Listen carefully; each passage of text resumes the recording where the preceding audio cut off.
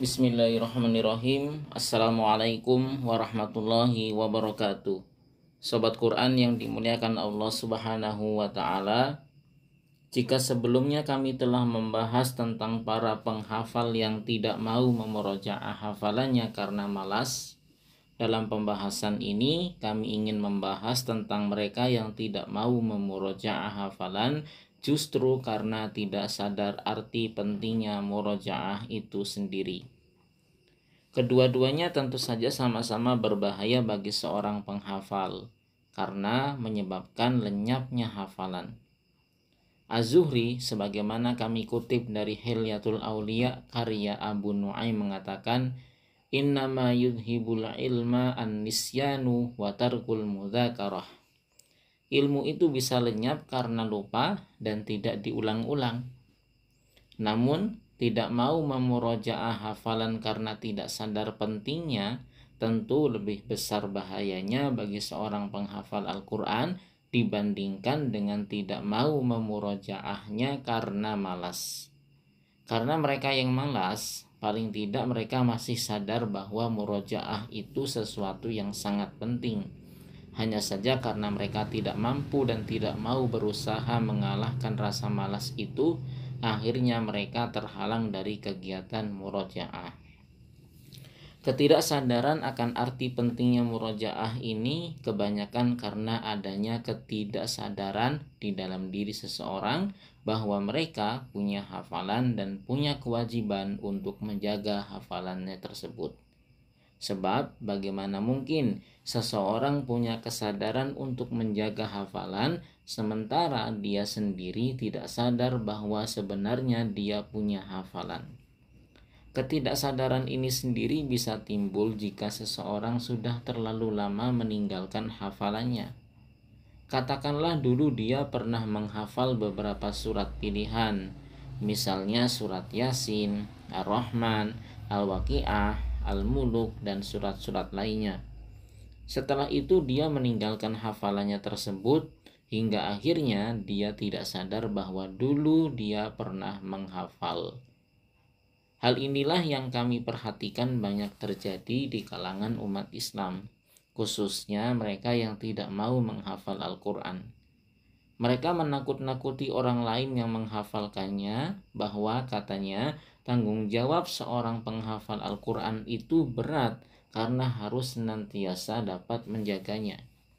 Tetapi pada saat yang sama mereka sendiri lupa bahwa apa yang pernah mereka hafal, walaupun hanya beberapa surat pun, maka mereka punya kewajiban yang sama untuk tetap menjaganya agar jangan sampai lupa apalagi hilang. Nah, untuk Anda yang merasa tidak punya hafalan Al-Quran dan tidak mau menjaganya, tidak mau memurojaahnya, maka coba Anda ingat-ingat lagi, apakah benar semenjak kecil Anda tidak pernah menghafal Al-Quran walaupun hanya beberapa surat saja? Kami tidak yakin jika Anda sama sekali tidak pernah menghafalnya. Dulu mungkin Anda pernah menghafal minimal beberapa surat pendek di dalam juz amma. Apakah sampai saat ini masih tetap Anda jaga? Atau justru malah sebaliknya? Ingatlah bahwa apa yang pernah Anda hafal itu juga akan dimintai pertanggungjawabannya sejauh mana Anda sudah menjaganya.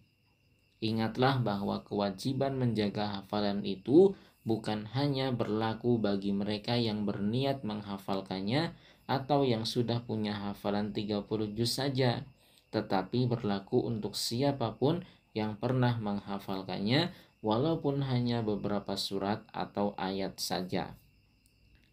Jika Anda merasa bahwa apa yang pernah Anda hafal itu masih tetap terjaga di dalam ingatan dan tidak pernah terlupakan, maka ingatlah bahwa tujuan murojaah sendiri bukan hanya supaya hafalan lancar saja.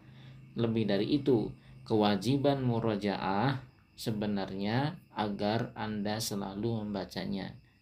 Jika saja tujuan murojaah adalah semata-mata supaya hafalan tidak pernah lupa, maka tentu bisa berarti bahwa mereka yang punya hafalan kuat itu tidak wajib murojaah hafalan. Sama sekali tidak demikian, bukan? Nah, sobat Quran yang dimuliakan Allah Subhanahu wa taala, kesimpulan lain yang dapat diambil dari pembahasan ini adalah bahwa ketidaksadaran bagi mereka yang hanya pernah sekedar menghafalnya walaupun hanya beberapa ayat saja sangat berbahaya.